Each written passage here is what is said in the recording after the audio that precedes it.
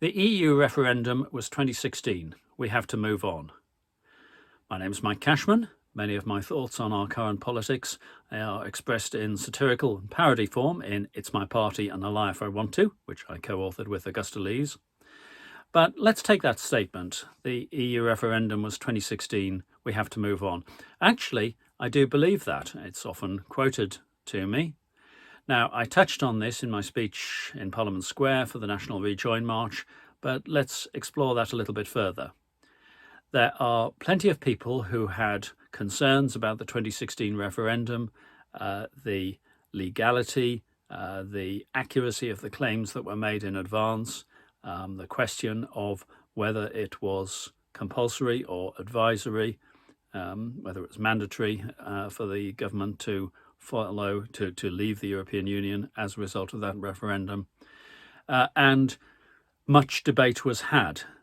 Now, there are things to be said on both sides here. There are things to be said about, given that the referendum was held, do we therefore have to follow through with it without further consultation? But whatever those things are, the result has now been enacted. We have left the European Union, which means two key things, as far as I can see.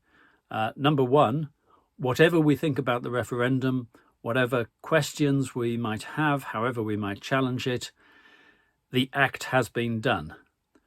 Nothing that we can do now to question the validity of the referendum will alter the act that followed it of leaving the European Union.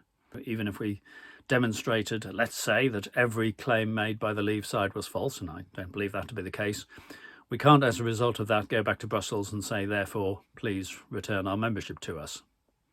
So, in that sense, it was a one-way process. That's one. The other key point is the action was taken, and therefore, if there was any mandate from that referendum, it's been fulfilled. So, do we need to move on? Yes, I believe we do. I believe we can't fight the 2016 referendum again, as I've suggested.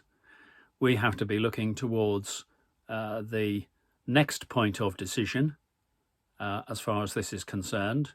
And given that there is such a high level of disappointment in leaving the European Union, and this was not the case when we first joined the EEC, given that there's such a high level of disappointment, then you have to raise the question, or I will certainly raise the question, as to if there is a high public view that we should rejoin the EU, when will the politicians follow? So I don't look back to the referendum of 2016 and say it should have been different. Maybe it should have been, but that doesn't help us now. I look forward to the referendum, perhaps of the 2020s, when we can explore how we could rejoin the EU. That's my view. I'm not a Brexit denier. I know that Brexit happened. That's the situation that we're in. Question is, what can we do about it? Anyway, if you'd like to hear more from me and Augusta Lees in satirical and parody form, then click that QR code. Thank you.